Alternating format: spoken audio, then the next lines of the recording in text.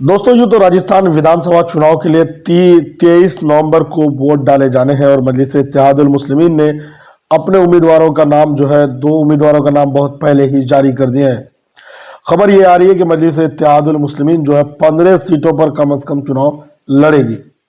जिस तरीके से एआईएमआईएम की रिवायत रही है कि अक्सर व बेशतर कम सीटों पर चुनाव लड़ती रही है और जब कई नए राज्य में चुनाव लड़ने के लिए मजलिस इत्तेहादुल मुस्लिमीन जाती है तो पहले मजलिस इत्तेहादुल मुस्लिमीन 10, 15, 8 सीटों पर चुनाव लड़ती है।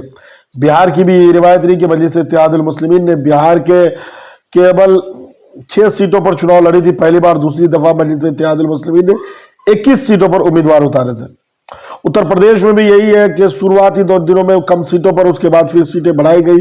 वो अलग बात है कि उत्तर प्रदेश में कामयाबी हाथ नहीं मिली। झारखंड का ये रहा, बंगाल का, तमिलनाडु हो, फिर या गुजरात हो, महाराष्ट्र हो।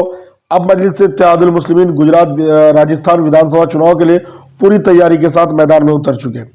लोगों का विश्वास की बात करें कि मजलिस इत्तेहादुल मुस्लिमीन के शुरुआती दौरों में काफी शोर शराबा, काफी जिक्र और तज़किरे होते हैं, लेकिन जब वोट गिनती होती है, वोट का सवाल होता है, हार जीत का मसला आता है, तो इसमें मजलिस इत्तेहादुल मुस्लिमीन फिसल जाते हैं।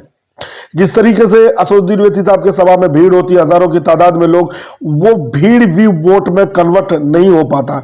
तो ऐसे में एक बहुत बड़ा जो है लोगों की ज़हन में बात आ गई है कि मजलिस इत्तेहादुल मुस्लिमीन के वीडियोस को देखना या उनके व्यूवर्स बनना अब लोग कम कर दिए। इनकी बुनियादी वजह यही है कि एआईएमआईएम के बारे में जितना बड़ा चढ़ाकर कहा जाता है उस तरीके के रिजल्ट नहीं आते हैं चुनाव में। बहुत सारे यूट्यूबर है बहुत जो बड़ा चढ़ा करके अपनी बात को रखते हैं और अंततः नतीजा ये में मजलिस इत्तेहादुल मुस्लिमीन कन्वर्ट नहीं कर पाते जिस तरीके। इसलिए लोगों का जो मजलिस इत्तेहादुल मुस्लिमीन के खबरों का जो प्रतीक है, लोगों का आस्था कम हो गया, लोगों का विश्वास कम हो गया, इसलिए कम व्यूज और कम लोग देखना पसंद करते हैं। लेकिन दोस्तों, राजस्थान का हर खबर आपको